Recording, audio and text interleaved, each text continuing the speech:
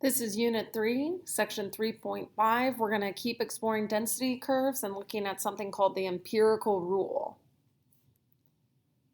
And so this is going to be something that gives us a rule to estimate areas in the normal distribution. So this is all building up to our normal distribution. So the empirical rule is something that we kind of discovered last time in 3.4, but didn't really formalize. And so when we were looking at that last time, we had estimations for values or percents that we could find within one standard deviation. So plus or minus, within plus or minus 2 standard deviations, and within plus or minus 3 standard deviations. And so the empirical rule applies when we have an approximately normal distribution. And so it's those density curves that kind of have tails on the end, peak up, and then a tail on the other end. They're symmetrical and typically without any outliers. So within one standard deviation, because this was a trend that happened over and over again, we can count on about 68% of the observations to be captured within one standard deviation. We can expect about 95% to be captured within 2 standard deviations. And although we had 3 examples that were 100%, we do leave room for just the possibility of an outlier, but not much. 99.7% of our data in an approximately normal distribution will be captured within 3 standard deviations. And so this rule only applies when the distribution is approximately normal.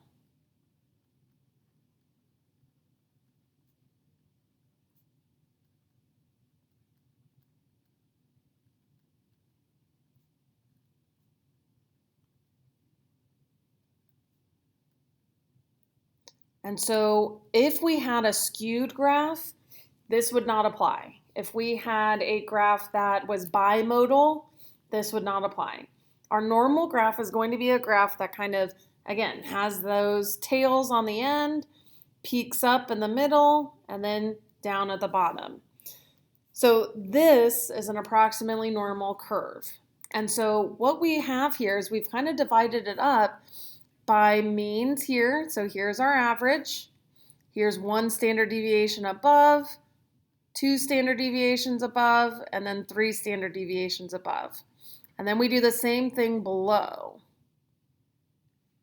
And here's our third. And so as we start looking at some of the distributions, here's our average. Here's down 1 standard deviation. Here's down 2 standard deviations. And here's down 3 standard deviations. And on the other side, we go up 1 standard deviation, up 2 standard deviations, and here's our third. And so notice that to our eyeballs, it doesn't look like there's any area that's captured outside of 3 standard deviations. And that's just because of kind of what it looks like to our eyes. There could be 0.3 outside of our standard deviations on the very tails here. And so the empirical rule says that within 1 standard deviation, we will be capturing 68% of our data. Within 2, this is almost all of it at 95% of our data. And then within 3, only allowing room for a possible outlier, do we have 99.7%, all the way out to here. And so we can start manipulating this curve based on this idea of 68, 95, 99, 7. If we start to break this up, I could say, okay, so 68% is captured in this entire -1 standard deviation to +1 standard deviation. But I could break this up and say, oh, this is actually 34%, and this is also 34%, because this is a symmetric graph. And so we can start manipulating these, finding all the pieces. So now between the mean and 1 standard deviation, I would expect 34%. I can do a similar idea here where I could say, okay, the mean in a symmetric data set, I have 50% above it and 50% below it. Because this is our halfway point. This is the mean and the median. But when we use standard deviations, we typically talk about the standard deviations and not the medians. Okay, so what about up here? If I took 50 and subtracted 34, that would tell me what all of this would add up to. And when I subtract, I get 16%. 34 plus 16 gives me all of that 50. This is still symmetrical, so it would be anything below 1 standard deviation would be 16% here. All right, so we're starting to build off of that 68. We can do the same thing with 95. So if I took 95, and now I'm going to subtract the 68 we already manipulated, so 95 minus 68, there's 27 left over for here and here. So I'm going to take 27 and divide it in half because of the symmetry. I don't know where I just went. All right. So when I take that 27% that's left over after the 68's been accounted for, there's 13.5% for this piece and symmetric 13.5 for this piece. All right, so what about everything below here or below here? This is where now we can take that idea of 95% and 100% would add up to everything. So there's 5% below here and 5% up here together. So if I divide that in half, this says there's 2.5% above 2 standard deviations and there's 2.5% below 2 standard deviations. And on the third one, we can do the same thing that we did with 68 and 95 to do 99.7 to find how much is here and how much is out on this side, just a very small amount. So I'm going to take 99.7 and subtract 95, which leaves me with 4.7 for both this area here, this little piece, and this little piece. Dividing by 2 to make that symmetric idea, we're going to get 2.35% here.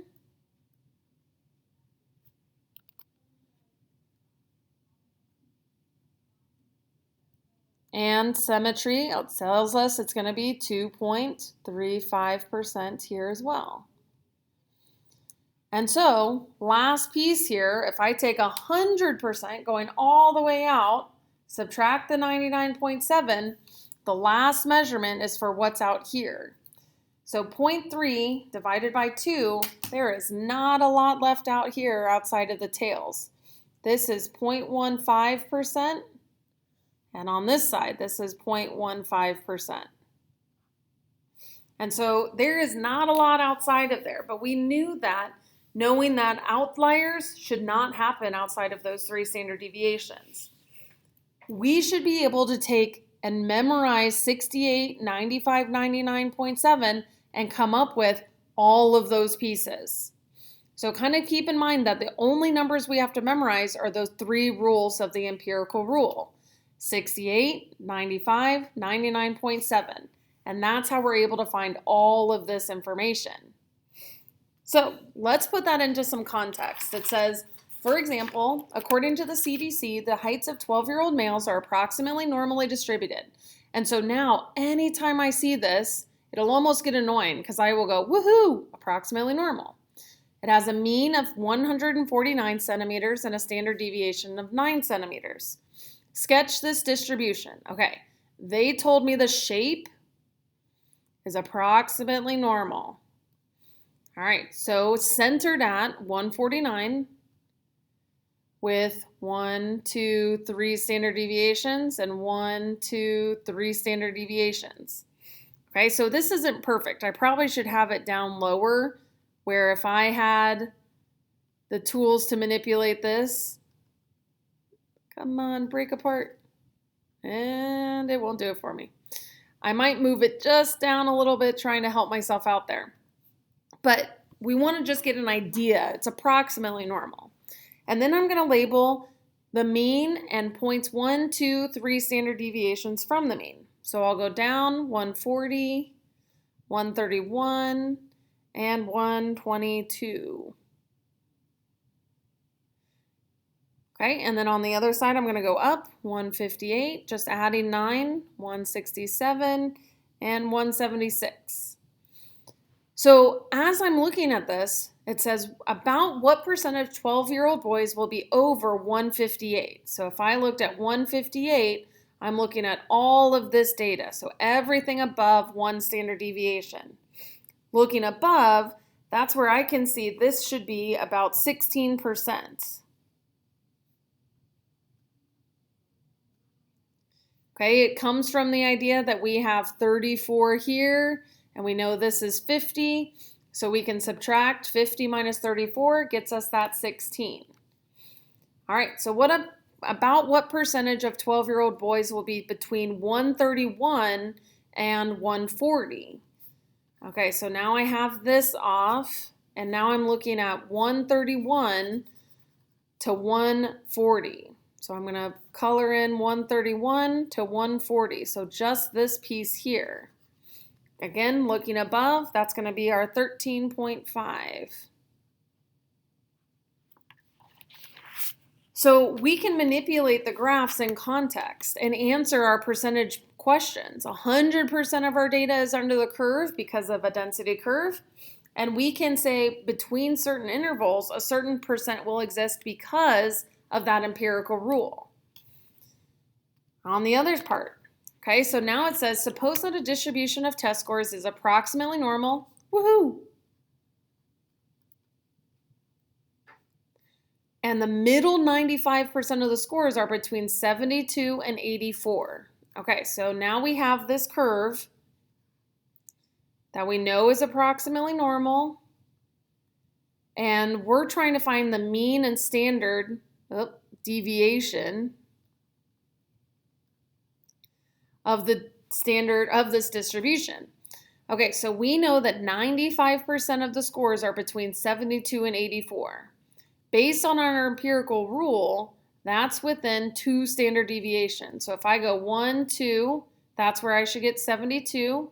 1, 2, this is where I get 84, capturing 95% of my data. So the mean would have to be the average of these two.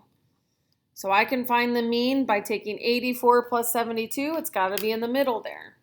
So 84 plus 72 divided by 2. We know in the middle is 78. So here's 78. The standard deviation, okay, well now we are 1, 2 away here, 1, 2 away here. So if I looked at this from the given numbers, 84 to 72, okay, so I'm going to subtract those. 84 minus 72 are 12 apart with 4 standard deviations between them. So if I divide that by 4, that's where I get 3 here. I could also do this by looking at, once I find the mean, these two are 2 standard deviations away. So 6 apart divided by 2 still gets me 3. Same on the other side. I'm moving by 6 for 2 standard deviations. There's another reason my standard deviation would be 3. So our follow-up question would say, can you calculate the percent of scores that are above 80? Okay, so here's 78. If I go up 3, I'm at 81 here. So 80 would be here and above. Based on what we know about the empirical rule, we need to be on one of the standard deviation markers. So right now we would say no, not part of the empirical rule.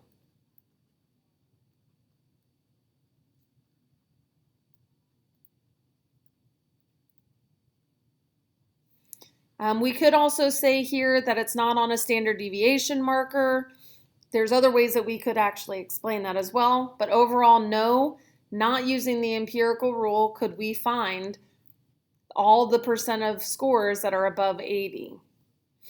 Okay, on another example, it says a survey of the teachers at SMS found that the average morning commute times to work was 18 minutes. The standard deviation was 4 minutes, and that the data was fairly symmetric. All right, so if we approximated that, we would have our normal curve, where we would have the center at 18 and then going by 4 minutes. So 1, 2, 3 here, and below we'd have 1, 2, 3 down below. I want the commute that's 6 minutes. Right now I'm more towards the 26 minutes. All right, so what percent of teachers at SMS drive 14 minutes or more in their commute? All right, so here's 14 minutes. It is one of our markers. So 14 or more. Okay, so here's where I would start kind of adding up those pieces. We know all of this is already 50%. Here we have the 68% split in 2 to get us 34%. So 34 plus 50, this is where we would say about 84% of teachers drive 14 minutes or more in their commute. Okay? And then if we look at the next question, what percent of teachers drive more than 26 minutes on their commute? So now we're here, and we want everything above over here. So if I was looking at our chart, this would be 2.5. Okay, again, that comes from the idea that we're 2 standard deviations away, which is 95. Take 100% of the curve minus 95 and divide in 2 to get that 2.5%. Our last example, it says 2,000 freshmen at State University took a biology test. The scores were distributed normally with a mean of 70, so I'm putting that in there, and a standard deviation of 5. So now I'm going up by 5s and down by 5s.